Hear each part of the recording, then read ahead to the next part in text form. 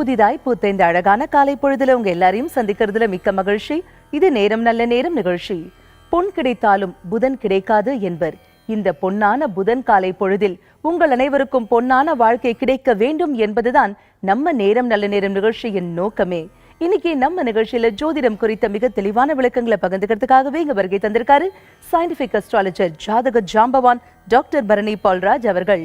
உங்களுடைய சந்தேகங்களையும் நீங்க எங்களுக்கு கால் பண்ணி கேட்கலாம். கால் பண்ண வேண்டிய எண்கள் 0444459595. வணக்கம் சார். வணக்கம். உலகமெங்கும் வாழும் புதுயுகம் தொலைக்காட்சி நேயர்களுக்கு என் உள்ளம் கனிந்த பணிவான காலை வணக்கத்தை உரிதாக்கி மகிழ்கின்றேன்.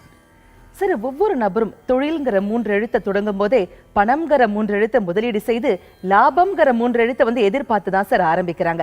ஆனா லாபம்ங்கிற 3 எழுத்து மட்டும் நிறைய பேருடைய வாழ்க்கையில மறைந்தே போகுதே சார். இதற்கு ஜாதகம் கூறும் அறிவுரை என்ன? அதாவதுமா, நேற்றைய தினம் பாருங்களேன், ஒரு தாய் தகப்பன் தன்னுடைய மழலை செல்வங்களை அழைத்து என்னிடத்தில் ஜாதகம் பார்க்க வந்தார். வந்திருந்தவருக்கு அவருடைய தலைவருடைய ஜாதகம் தான், குடும்ப தலைவருடைய ஜாதகம். அவர் பிறந்திருப்பது சிம்ம லக்னத்தில் பிறந்திருந்தார். சிம்ம லக்னத்திற்கு 6ஆம் பாவத்திலே சந்திரன் வீற்றிருந்தது. மகரமனையிலே அவிட்ட நட்சத்திரத்தில் பிறந்த நண்பர். அது மட்டும் அல்லாமல் சிம்மஸ்தானத்திற்கு 12ஆம் இடம் என்று சொல்லக்கூடிய அயன சயன போகஸ்தானத்திலே அந்த சுக்கராச்சாரியார் அமரப்பெற்றிருந்ததை பார்த்தேன்.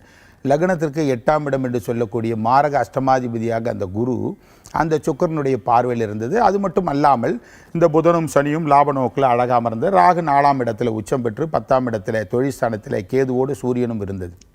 பார்த்தெடுப்பில் கேட்டேன், கடந்த எந்த 21 வயது உங்களுடைய வாழ்க்கையில் என்னைக்கு வந்ததோ அன்னையிலேருந்து வேலைக்கு போயிட்டுருக்கீங்க. போனதுலேருந்து திருப்தியே இல்லாமல் சாட்டிஸ்ஃபேக்ஷனே இல்லாமல் தான் இன்ன வரையிலுமே வேலைக்கு போயிட்டு இருந்தது. இதுதான் உண்மை. இப்போது வேலையை தொலைச்சிட்டு தொழில் ரீதியாக ஏதாவது அமைக்கலான்ற ஒரு நினைப்பு ஊடுருவியதான்னு கேட்டேன். 100க்கு 100 உண்மையா. நான் வேலையை ரிசைன் பண்ணிட்டு தான் வந்து இடத்துல உட்காந்துருக்கேன். என்னிடத்தில் வர்றவங்க எல்லாமே வர்றதுக்கு முன்னாடி ஏதாவது ஒரு தவறுகள் ஏதாவது இழைக்கப்பட்டு தான் வர்றாங்கம்மா. ஒன்று அட்வைஸ் கேட்குறதுக்கு முன்னாடி வேலையை தொலைக்கலாமா தொலைக்க வேண்டாமா, இல்லைனா வர வேண்டிய அவசியமே இல்லை.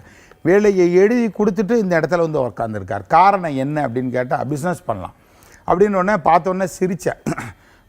என்ன மாதிரி தொழில் பண்ணலாம் அப்படின்னு. இந்த மாதிரி நான் சார் இப்போ இன்றைக்கெல்லாம் வரக்கூடிய மாடலான உலகத்தில் கார்லாம் வரக்கூடிய காலத்தில் பேட்டரியில் தான் உருவாக போகுது. எல்லாமே பேட்டரியில் தான் இயங்க போகுது, பெட்ரோலுங்கிறதே இல்லை.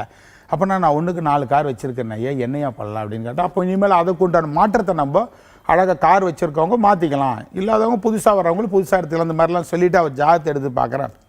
அப்போது கார் பேட்டரி எல்லாம் வச்சா அது ஓடு, இது ஓட உனக்கு வாழ்க்கையில் ஓடுமா, இதுதானே மெயின் இம்பார்ட்டன். அப்போ இந்த ஜாதகம் சிம்ம லக்னம்.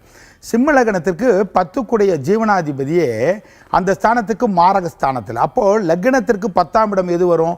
அப்போ ரிஷபமணியாக வரும். ரிஷபன்றது ஒரு ஸ்திர ராசியாக வரும். இந்த ஸ்திர ராசிக்கு 3ஆம் இடம் 8ஆம் இடமும் மாரக ஸ்தானங்கள். அப்போ ஸ்திர ராசிக்கு 3ஆம் இடம்னா லக்னத்துக்கு 12ஆம் இடம். இது விரய ஸ்தானத்துன்னு நம்ம அழகாக சொல்லிடலாம். ஆனால் அப்படி அல்ல. விரய ஸ்தானத்தில் 10க்குடைய ஜீவனாதிபதி இருக்கிறனால விரயமாகாது. அந்த 10ஆம் இடம் தொழிற்ஸ்தானத்தை கை வைத்து 10க்குடையவன் அந்த ஸ்தானத்துக்கு மாரகத்தில். அந்த மாரகாதிபதி யாருன்னு கேட்டால் அந்த குருவும் சந்திரனையும் சொல்லலாம். எப்படி மாரகாதிபதி? லக்னத்துக்கு வேண்டுமென்றால் அந்த சந்திரன் விரையாதிபதியாக இருக்கலாம், நான் இல்லை என்று மறுக்கவில்லை. லக்னத்திற்கு வேண்டுமானால் அஷ்டம மாரகாதிபதியாக அந்த குரு வரலாம். ஆனால் 10ஆம் இடம் தொழிற்ஸ்தானத்தை கை வைத்தால் அந்த தொழிற்ஸ்தானத்துக்கு மாரகாதிபதி யார் என்று பார்த்தாலே அந்த சந்திரன். 3ஆம் இடம் 10ஆம் இடம் தொழிற்ஸ்தானத்திற்கு.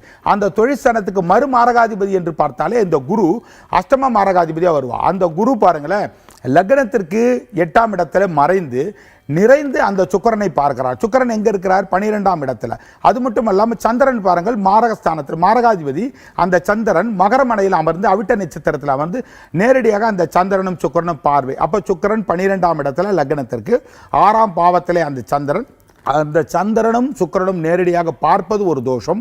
அது மட்டும் அல்லாமல் அந்த குரு பாருங்கள், அந்த மகா பாவி என்று சொல்லுவோமே, இந்த சிம்ம லக்னத்திற்கு அந்த குரு பார்க்கும் இடத்தை நிச்சயமாக கெடுத்து விடுவான். காரணம் என்று பார்த்தால் இந்த 10ஆம் இடம் தொழில் ஸ்தானத்திற்கு அவன் அஷ்டம மாரகாதிபதியாக வரனால 10க்குடைய அந்த ஜீவனாதிபதி அந்த சுக்கிரனை பார்க்கும் பொழுது, அப்போ கடந்த 21 வயதிலிருந்து இன்னைக்கு 44 வயசு நடக்குது. இன்னைக்கு எந்த தொழிலுமே நிலையில்லாத தன்மை தான். இங்கே ஒரு வருஷம் 6 மாதம் இந்த டெண்ட் அடிக்கக்கூடிய நிலை தான். இப்போ இந்த நிலையில் போய் நீ பிசினஸ் பண்ணா என்ன ஆகும்? இப்ப நடக்கிற திசை என்ன? சனி திசையில புதன் புத்தி ஓகே, முடியக்கூடிய தருணம் ஓராண்டுகளில் கேது முடிஞ்சிடும். அதுக்கடுத்து வரும்போது சுக்கிரன் வரும்போது எல்லாத்தையும் இழுத்து மூடிட்டு லட்சக்கணக்கான ரூபாயை இழந்துட்டு மீண்டும் 1 2 3 4.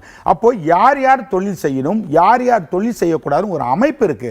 இல்லாத இந்த ஜாதகத்தில் ஆசை வரும். இந்த ஜாதகத்தில் அப்போ நிலையை பார்த்தோன்னா அந்த கணவன் மனைவி வியந்து பார்க்கிறாள். என்னம்மா வேலையை தொலைச்சிட்டு வந்து நிற்கிறாரு. சார் நீங்கள் சொன்ன ஒரு வார்த்தை 100க்கு 100 உண்மை. உங்களுடைய யூடியூப் சேனல்லையும் பார்த்துருக்கேன், உங்களுடைய புதுயுகம் சேனல்லையும் பார்க்குறேன்.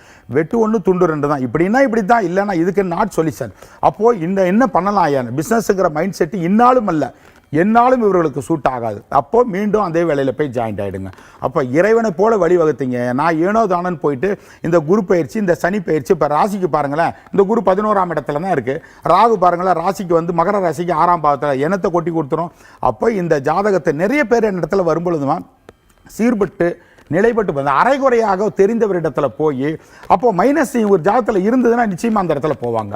இவர்கள் நல்ல நேரம் பிரச்சனை வந்ததுக்கு அப்புறமா உங்களை வந்து பார்க்க வராங்கன்னு சொன்னீங்க. பிரச்சனைக்கு முன்னாடியே உங்களை வந்து பார்த்தா நீங்க அதுல இருந்து காப்பாற்ற முடியுமா? கட்டாயம் காப்பாற்ற முடியும். இப்ப பாருங்க, காப்பாற்றப்பட்டுதான் இருக்கு. வேலை தானே தொலைச்சிருக்கிறாரு. அப்போ ஜாதகத்தில் இருக்கக்கூடிய அமைப்பையும் மீறி உங்களால செய்ய முடியுமா? நான் செய்யலம்மா. அவர்களுக்கு அந்த நிலைப்பாடு அங்க வர்றதுனாலதான் எங்கிட்ட அட்வைஸ் கேட்கறாங்கம்மா. இப்ப சனி பாருங்களேன், இந்த லக்னத்திற்கு 10ஆம் இடம் தொழிற்ஸ்தானம். தொழிற்ஸ்தானத்துக்கு 9 10 என்று சொல்லக்கூடிய தர்மகர்மாதிபதியா வருவார். அப்போ புதனோட மிங்கல் ஆயிருக்கு. அப்போ தொழிற்ஸ்தானம் இருந்து 10ஆம் இடம், 10ஆம் இடம் தொழிற்ஸ்தான ரிஷப மணிக்கு 9 10 என்று சொல்லக்கூடிய தர்ம கர்மாதிபதியும் 10ஆம் இடம் தொழிற்ஸ்தானத்துக்கு தனபஞ்சமாதிபதியுடைய அமைப்பு இப்போ புத்தி நடைமுறையில் இருக்கிறதுனால தான் இந்த தொழில் செய்து இவர்கள் இழக்கக்கூடாது என்பது நியதி அவர் ஜாதகத்தில் இருக்கிறதா. இப்படிப்பட்ட நல்லோருடைய ஜாதகத்தினுடைய அமைப்பை ஒரு நல்லோனுடைய ஜோதிடத்தில் நல்ல திறமை வாய்ந்த ஜோதிடத்தில் போக முடியும். நான் தான் திறமைன்னு சொல்லலாம். எத்தனையோ பேரில் ஒவ்வொரு மாநிலத்திலும் ஒவ்வொரு நகரத்திலும் ஒவ்வொரு குக்கிராமத்திலும் நல்ல அருமையான ஜோதிடர்களாக இருக்கிறாங்க. அந்த நல்ல ஜோதிடரை தேடி போகணுமா போகக்கூடாதுங்கிற அந்த விதியும் இங்கே எழுதப்பட்டிருக்கும். நான் சொல்லுவதனாலேயோ உயர்வதும் அல்ல தாழ்வதும். சட்டியில் இருந்தால் தானே மாப்பையில் வரும், சட்டியே இல்லைன்னா எங்கம்மா வரும். இதுதான் நிலை. ஓகே, இப்போ அவருடைய ஜாதகத்துல வந்து அவர் காப்பாற்றப்படணும், அவர் நல்லோன் அப்படிங்கிற ஒரு அமைப்பு இருக்கும்போது உங்களை வந்து பார்க்காம இருந்தாலும் அவர் வந்து வெற்றி பெற்றிருப்பாரா? ஜோதிடர்கள் யாரையுமே பார்க்காம வீட்டுல இருந்தாலும் கூட அவங்களுடைய வாழ்க்கை மனம் மாறுமா? நிச்சயமா மாறும். அந்த நேரத்தில் அதாவது கும்பிட போன தெய்வம் குறுக்க வந்து விழுந்தாமல் நான் இல்லை என்றால் வேறு யாராவது சொல்லி கட்டாயம் மாற்றப்படணும். என்னால் தான் உயர்ந்தார், என்னால் தான் தாழ்ந்தார்லாமா. எழுதப்பட்ட விதியை அந்த ஈசனாலையும் மாற்ற முடியாதுமா. பரிகாரம் என்ற பெயரால், பூஜைகள் என்ற பெயரால், புனஸ்காரங்கள் என்ற பெயரால் ஒருவனுடைய விதி பயனை மாற்றி விடுமா. ஊழ்வினை என்பது உறுத்து வந்து விட்டுமா. அவரவர் வினைவழி அவரவர் வந்தனர், எவருக்கு எவர் உதவினருங்கிறது என்னால் அவர் உயர போறது இல்லம்மா. நான் கவுத்தணும்னு நினைச்சா கூட அவர் கவரணும்னு விதி இருந்தா தாமா நடக்கும். நான் உயர்த்தணும்னு விதி இருந்தாலும் அந்த ஸ்தானத்தில் உயர்த்தின அமைப்பு இருந்தால் மட்டும்தான் நடக்கும். தீதும் நன்றும் பிறர் தர வாரா.